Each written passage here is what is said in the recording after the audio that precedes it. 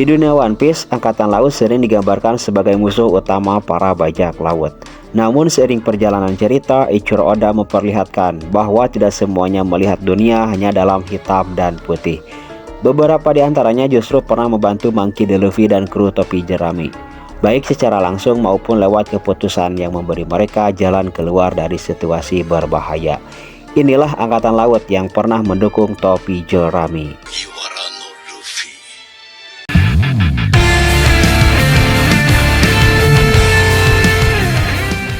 Yang pertama, Monkey D. Garp. Sebagai Vice Admiral sekaligus kakek Luffy, Garp selalu berada di posisi yang unik.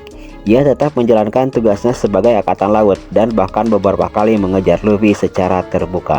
Karena itu, Garp jarang membantu topi jerami secara langsung, sehingga sering terlihat seperti antagonis dalam perjalanan Luffy. Meski begitu, Garp menunjukkan dukungan implisit lewat tindakannya di Water 7. Ia tidak benar-benar berusaha menangkap Luffy, meski memiliki kesempatan. Sikapnya lebih seperti menguji kekuatan cucunya daripada menghentikannya sepenuhnya. Hubungan mereka lebih terasa seperti figur keluarga yang keras tapi penuh kasih.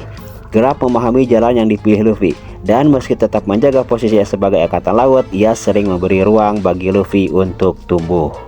Yang kedua, Koby. Koby adalah salah satu angkatan laut yang hubungannya dengan Luffy sudah terbentuk sejak awal perjalanan. Ia memulai sebagai sosok lemah yang diselamatkan Luffy, dan pengalaman itu menjadi motivasi utamanya untuk menjadi angkatan laut yang lebih kuat dan adil.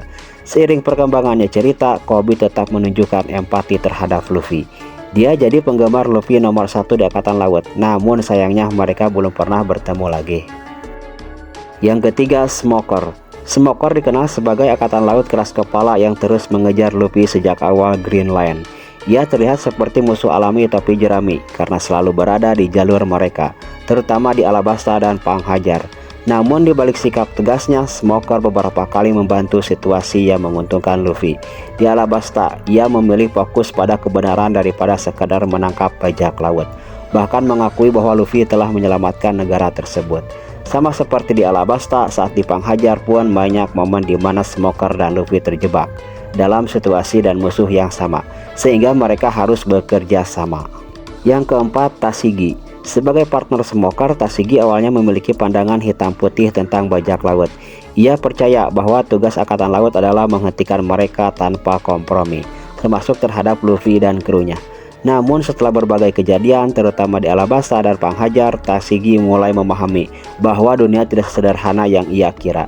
Ia melihat bagaimana Luffy dan kru topi jerami membantu orang lain, yang perlahan mengubah cara pandangannya. Beberapa kali Tashigi juga membantu topi jerami karena mereka punya musuh yang sama. Yang kelima, Fujitora. Fujitora diperkenalkan sebagai admiral yang memegang teguh prinsip keadilan pribadi. Ia tidak ragu menentang sistem jika merasa ada yang salah, bahkan jika itu berarti melawan kebijakan pemerintahan dunia.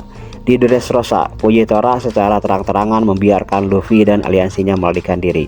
Ia memilih mengungkap kebusukan sistem Shichibukai daripada mengejar topi jerami, keputusan yang secara langsung membantu mereka.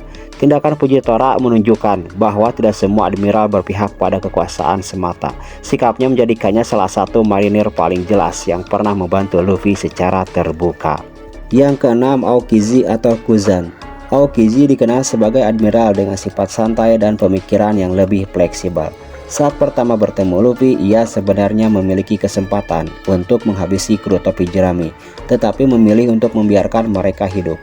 Keputusan itu awalnya terasa misterius, namun seiring waktu terlihat bahwa Kuzan memiliki pandangan berbeda tentang keadilan. Ia tidak selalu mengikuti perintah secara kaku, terutama jika bertentangan dengan prinsip pribadinya. Meski sekarang berada di jalur abu-abu, momen-momen di masa lalu menunjukkan bahwa Kuzan pernah membantu Luffy secara tidak langsung. Yang ketujuh, Kizaru. Sebagai admiral angkatan laut, Borsalino alias Kizaru selama ini dikenal sebagai sosok yang tampak dingin dan selalu mengikuti perintah.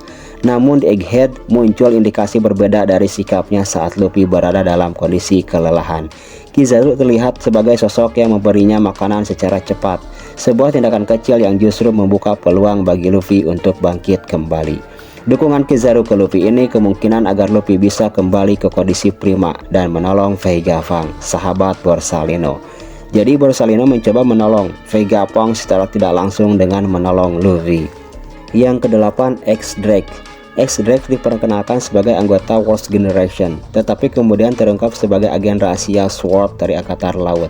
Status ganda ini membuat perannya di Wano terasa unik dan penuh kejutan. Di Onigashima, X-Drake akhirnya bekerjasama dengan Luffy untuk melawan pasukan Kaido. Memang saat itu situasinya tak menguntungkan bagi X-Drake. Posisinya sebagai pengkhianat diketahui bajak laut hewan buas. Karena itu dia memilih mengikuti saran Koby dan bersekutu dengan Luffy. Meski awalnya sulit dipercaya aliansi Luffy. Yang kesembilan, Sentomaru. Sentomaru awalnya dikenal sebagai pengawal setia pemerintahan dunia dan Vegapunk. Sering terlihat sebagai penghalang bagi topi jerami, terutama dengan pasukan pacifista yang ia bawa. Namun di Egghead, Sentomaru menunjukkan sisi yang berbeda. Ia memilih melindungi Vegapunk dan secara tidak langsung membuka jalan bagi Luffy dan kru topi jerami untuk bertahan dari tekanan besar Angkatan Laut. Dia memilih membantu Vegapunk dan Luffy dibanding berada di sisi Angkatan Laut, tak seperti Kizaru dalam situasi serupa.